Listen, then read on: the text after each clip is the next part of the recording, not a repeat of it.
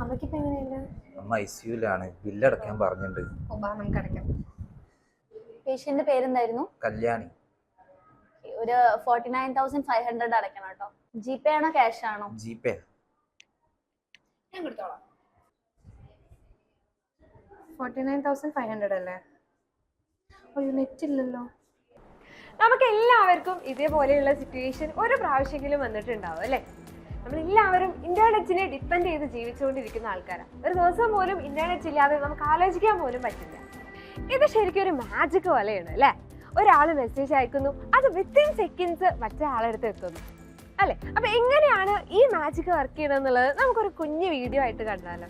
അപ്പൊ അതിനായിട്ട് ആദ്യം തന്നെ നമ്മൾ ഉറപ്പ് വരുത്തേണ്ടത് ഒരു നെറ്റ്വർക്ക് കണക്ഷനിലേക്ക് ഇത് രണ്ടും കണക്ട് ചെയ്തിട്ടുണ്ട് എന്നുള്ളതാണ്. നമുക്ക് എന്തൊരു മെസ്സേജ് അയക്കണമെന്നുണ്ടെങ്കിലും ആ രണ്ട് ഡിവൈസസ് തമ്മിൽ ഒരേ നെറ്റ്വർക്കിലേക്ക് കണക്ട് ചെയ്തിട്ടുണ്ട് എന്നുള്ളതാണ് ആദ്യം നമ്മൾ ഉറപ്പ് വരുത്തേണ്ടത്. അതായത് ഇന്റർനെറ്റ് കണക്ഷൻ ഉണ്ട്. ഇപ്പൊ ഇതാ ഇന്റർനെറ്റ് കണക്ഷൻ ഉള്ള ഈ ഒരു ലാപ്ടോപ്പിൽ നിന്ന് ഞാൻ എന്തൊക്കെയോ ഒരു മെയിൽ അയക്കാൻ പോവാണ്. ഓക്കെ, ഞാൻ മെയിൽ അഡ്രസ്സ് ഒക്കെ കൊടുക്കുന്നു. എനിക്ക് വേണ്ട കാര്യങ്ങളൊക്കെ ഞാനിതാ ഇവിടെ വേണ്ട കാര്യങ്ങളൊക്കെ ടൈപ്പ് ചെയ്യുന്നു. സെൻഡ് കൊടുത്തു കഴിഞ്ഞാൽ ആ മെസ്സേജ് നമുക്ക് പോകുന്നു. വിത്തിൻ സെക്കൻഡ്സ് ആണ് ഈ കാര്യങ്ങളൊക്കെ നടന്നത് അല്ലേ? അപ്പോൾ നമ്മൾ ഈ അയച്ച മെസ്സേജ് ഇവിടെ കമ്പ്യൂട്ടർ ഇത് അയച്ചു കൊടുക്കുന്ന സമയത്ത് ഇന്റർനെറ്റിനെ സംബന്ധിച്ച് ഇത് വലിയ എന്തോ ഒരു സാധനം. നമ്മൾ വലിയൊരു കല്ലെടുത്തിട്ട് ഒരുമിച്ച് ആ കല്ലെല്ലാം കൂടെ നമ്മൾ വേറെ സ്ഥലത്ത് കൊണ്ടുപോകാന്ന് പറയുന്നത് ഒരു ടാസ്കാ അല്ലേ? പകരം നമ്മൾ ആ കല്ലിനെ കുറെ കുഞ്ഞു കുഞ്ഞു കുഞ്ഞു കഷ്ണങ്ങളാക്കിയിട്ടാണ് അപ്പുറത്ത് കൊണ്ടുവെക്കുന്നതെന്നുണ്ടെങ്കിൽ പണി എളുപ്പമായി. ഇതേപോലെ തന്നെയാണ് നമ്മുടെ ഇന്റർനെറ്റ് എന്താ ചെയ്യാം, ഈ ഒരു വലിയ ഡാറ്റയെ കുറെ കുഞ്ഞു കുഞ്ഞു കുഞ്ഞു കഷ്ണങ്ങളാക്കും. അതിനെ നമുക്ക് ഡാറ്റ പാക്കറ്റ്സ് എന്ന് പറയാം. എന്നിട്ട് ഈ ഡാറ്റ പാക്കറ്റ്സിനെ റൗട്ടർ എന്ന് പറഞ്ഞ ഡിവൈസിന് കൊടുക്കും.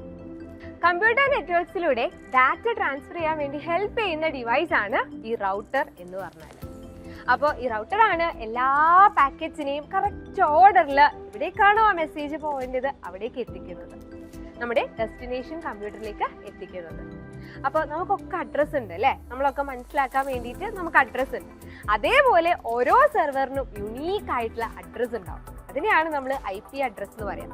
അപ്പൊ എല്ലാ ഡാറ്റ പാക്കറ്റ്സിലും അതിന്റെ ഓർഡറും അതേപോലെ തന്നെ ആ IP അഡ്രസ്സും ഒക്കെ ഉണ്ടാവും.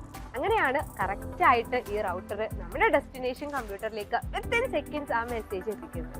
ഒരുപാട് വണ്ടികൾ ഉണ്ടായിട്ടും നമുക്ക് അധികം തടസ്സങ്ങളൊന്നും ഇല്ലാതെ കറക്റ്റ് ആയിട്ട് നമുക്ക് പോകേണ്ട സ്ഥലത്ത് എത്താൻ പറ്റുന്നത് ഈ ട്രാഫിക് റൂൾസ് ഒക്കെ നമ്മൾ ഫോളോ ചെയ്യുന്നുണ്ടാ അല്ലേ?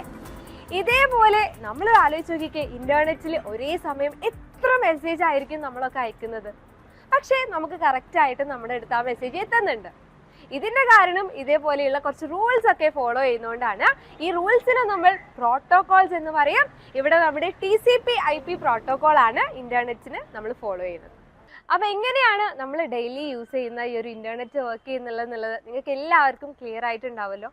നമ്മുടെ ചാപ്റ്റർ 4 വെബ് ടെക്നോളജിയിൽ ഡീറ്റെയിൽ ആയിട്ട് നമുക്ക് പഠിക്കാനുള്ളതും ഇതൊക്കെ തന്നെയാണ്. നിങ്ങൾക്ക് എല്ലാവർക്കും ക്ലിയർ ആയിട്ടുണ്ട് എന്നുണ്ടെങ്കിൽ നമ്മുടെ വീഡിയോ ലൈക്ക് ചെയ്യുക.